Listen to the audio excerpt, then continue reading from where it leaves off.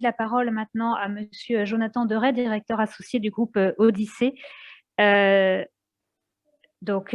venons d'entendre l'intervention de Monsieur le directeur de l'AEFE, représentant l'opérateur public, et donc de Monsieur aussi du président de la mission laïque française. Et vous, donc, en tant que représentant d'un opérateur privé, quel regard votre groupe porte-t-il sur la gouvernance? Et bonjour à tous, je vous prie de m'excuser pour le voile sur ma voix aujourd'hui, qui me forcera à être concis et rapide. Voilà. Je dois dire que c'est assez intéressant d'intervenir à ce stade du colloque, puisqu'on a vu se dégager des lignes de force, beaucoup de points de convergence, et je crois que globalement, l'opérateur que je représente, Odyssée, s'inscrit pleinement dans la philosophie de ce qui a été évoqué dans les deux tables rondes, par mon président d'abord, par Luc Châtel, mais aussi dans la table ronde sur l'évaluation qui était très importante, je pense.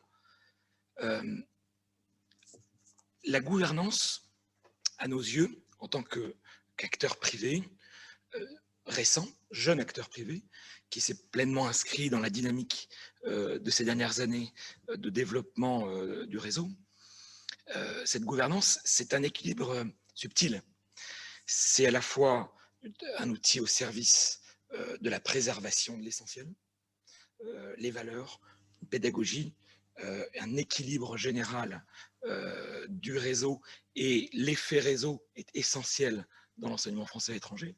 Et je tiens à dire que c'est pour nous, en tant qu'acteurs résolument international, mais résolument français, l'élément probablement le plus fort de notre ADN, être membre de ce réseau d'enseignement français à l'étranger.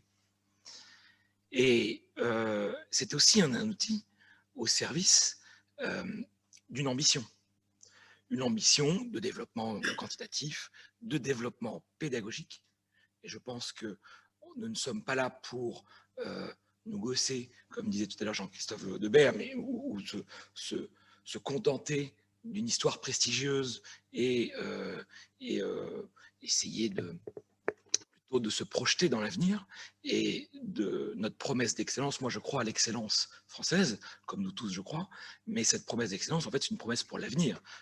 On remet le métier tous les jours sur la table. Et je dois dire que aujourd'hui, je crois que ce qu'on n'a pas encore bien matérialisé, c'est que cette gouvernance doit évoluer dans un sens un petit peu nouveau, qui est celui de répondre à toutes les attentes. Les attentes des familles, les attentes des élèves et des familles qui évoluent, qui sont de plus en plus élevées, les familles qui comparent de plus en plus le système français à d'autres systèmes et qui ont des outils de comparaison extrêmement fins. Je ne reviens pas sur ce qui a été dit tout à l'heure. Et puis, répondre aux attentes de la communauté enseignante. Je ne reviens pas là non plus aussi sur l'impérieuse exigence de développer les forces vives de l'enseignement français, c'est-à-dire ses enseignants, son capital humain, numériquement, enfin quantitativement et professionnellement. Et là, je dois dire que c'est un enjeu qui est au cœur, je crois, de nos priorités des prochaines années. C'est les gestions de carrière, c'est la formation professionnelle, c'est la gestion des situations administratives. Et au-delà de ça, il faut aussi répondre aux attentes des nouveaux acteurs que j'ai l'honneur de représenter, c'est-à-dire des acteurs privés, le plus souvent de nature commerciale, c'est un fait, même si je suis très heureux d'avoir vu, grâce à vous, la diversité des acteurs. J'en connaissais certains qui sont des promoteurs de l'enseignement français à l'étranger et des entrepreneurs, si je puis dire, de l'enseignement français à l'étranger. Et on voit qu'il y a des énergies très, très différentes et très positives.